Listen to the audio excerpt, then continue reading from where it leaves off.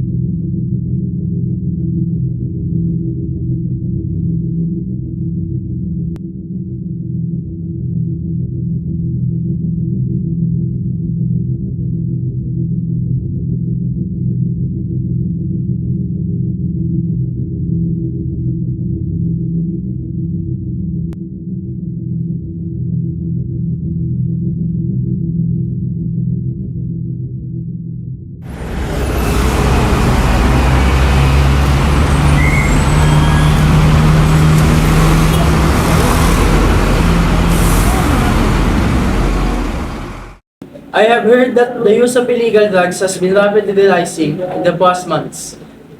Our authorities are having a hard time catching each and every drug user in the Philippines.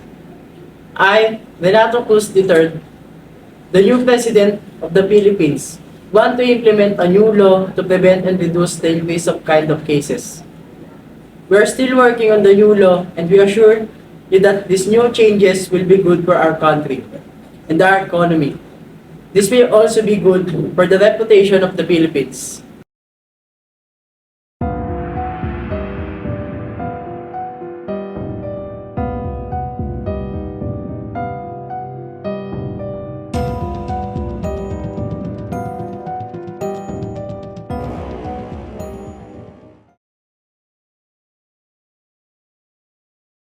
Tingin, binoto niyo si ano? Renato? Hindi, B. Wala nga kwenta yun. Iman, balita ko ng mga kasi. Kaya kay Pogo ng tapos nagdadala pa doon ng drugs, tapos ano niya, nakakuha doon nila yung bayad, ang pera ng bayad. Si Man. Oo, gago!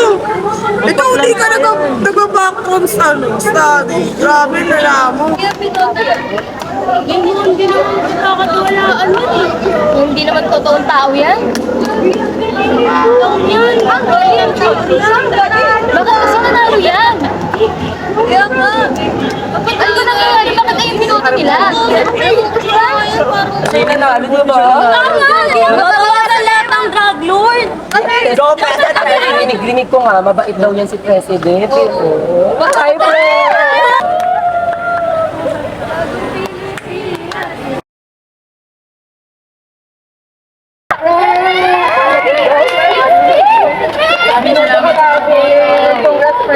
Asahan niyo ako.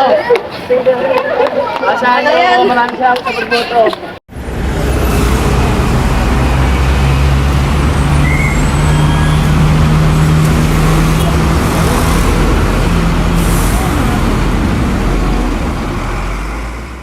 Ating kilalanin ang magigiting nating polis na magpapalinis sa ating bansa.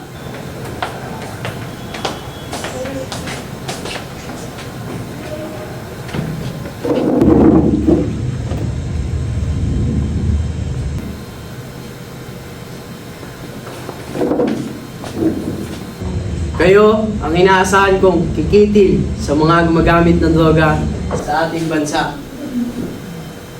Narito ang listahan ng mga dapat nyong patayin.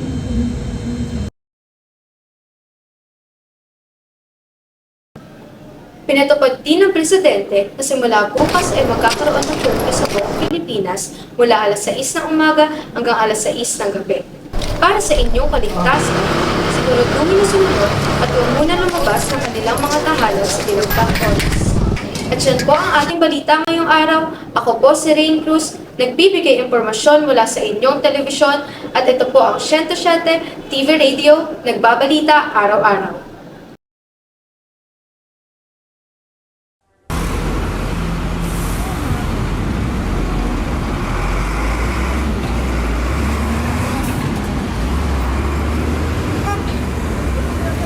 Mga kababayan, ngayon ang simula ng bagong yugto sa ating bansa. Sa araw na ito, uumpisahan natin ang Malinis na Pilipinas Act.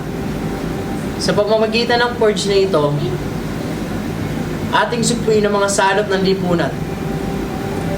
Ang mga gumagamit at nagtutulak ng droga, legalan lahat ng aksyon sa loob ng susunod na 12 oras. Ang mga pangalan ng mga sangkot ay inilabas na. At walang sino man ang exempted. Sama-sama nating linisin ang ating bayan. Para sa kinabukasan ng ating mga anak. Magkaisa tayo. Mabuhay ang Pilipinas.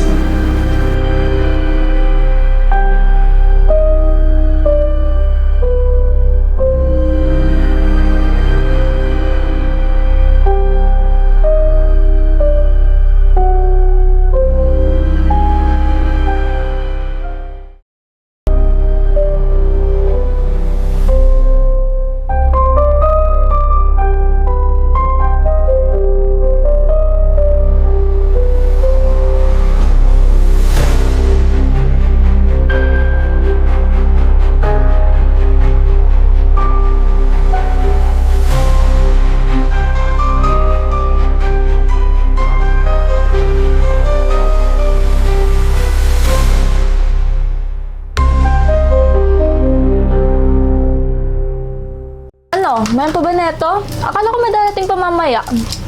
Ito lang makukuha ko eh, konti dilensya. Meron pa yan, magantay lang kayo. Ikalat ko pa yun sa labas. Mag-iingat din kayo. Delikado na ngayon. Ang dami ng parak nag-iikot.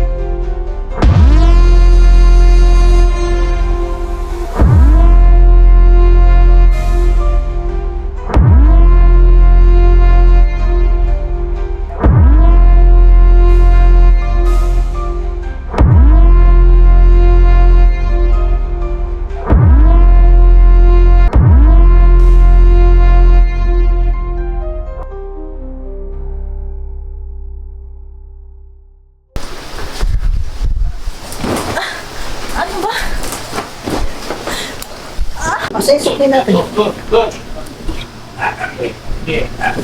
Ayos na, nakonta ko na. Ang ingay mo.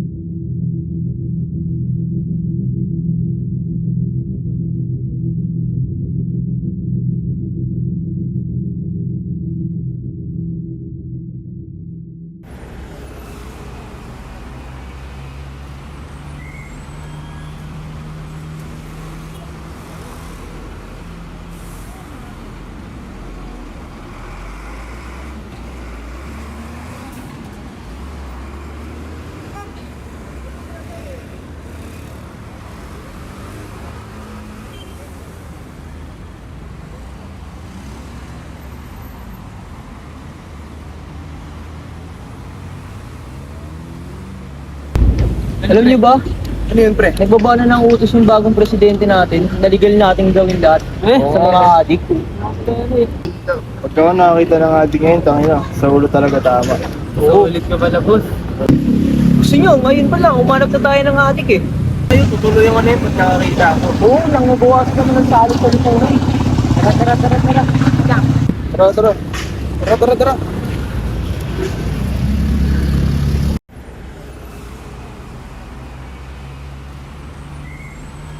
Hoy, mga sir. Sir. Naka-duty kayo, sir, ah. Oh, sir. Balita ko, marami dito adik, ah. Oo nga, sir eh. Madami. Kaya naghanap kami eh. Kaya nakaraan, may nakita lang ako doon, ano eh, minamasid ko lang eh. May Sa banda dyan, nakaupo sir? Doon sa iskinita, kaya off duty lang ako.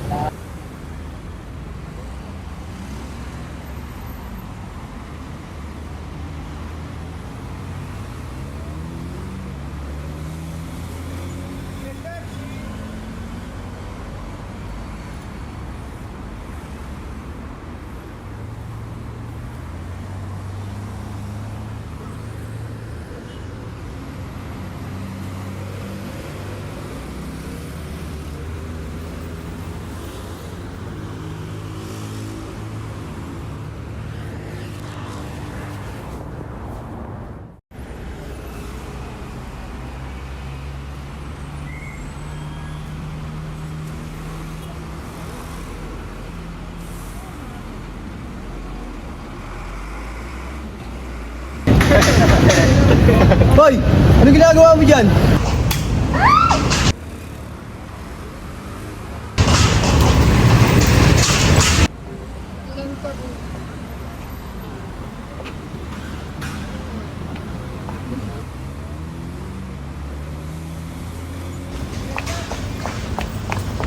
Takas ka ba? Ano tumakbo? Ano, tangina, tatakbo ka pa?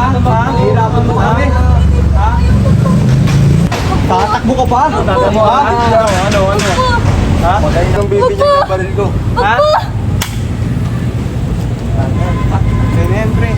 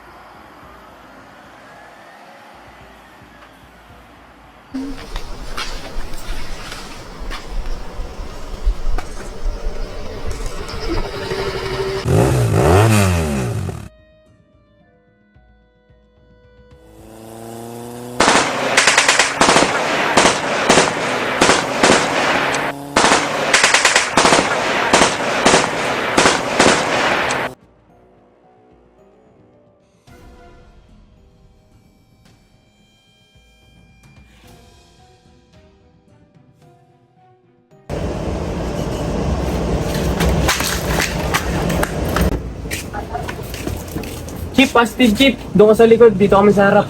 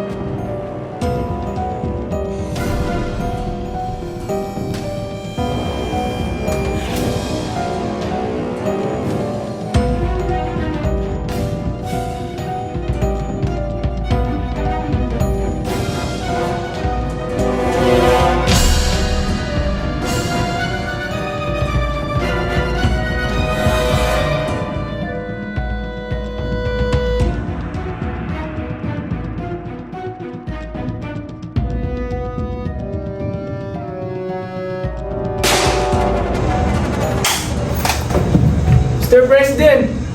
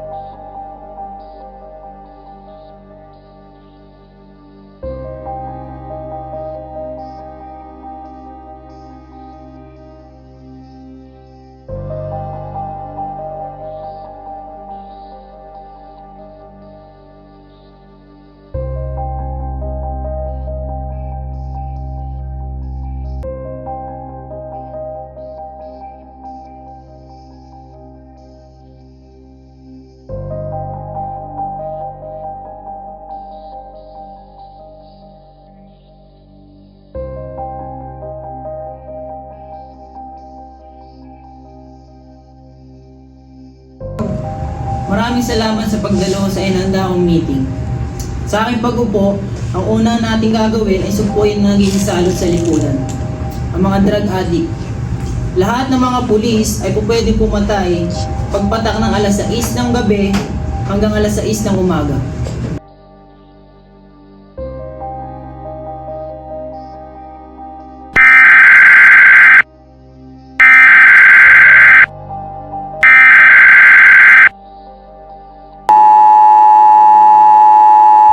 This is not a test. This is your emergency broadcast system announcing the commencement of the annual purge. Weapons of Class 4 and lower have been authorized for use during the purge. All other weapons are restricted. Government officials of ranking 10 have been granted immunity from the purge and shall not be harmed. Commencing at the siren, any and all crime, including murder, will be legal for 12 continuous hours.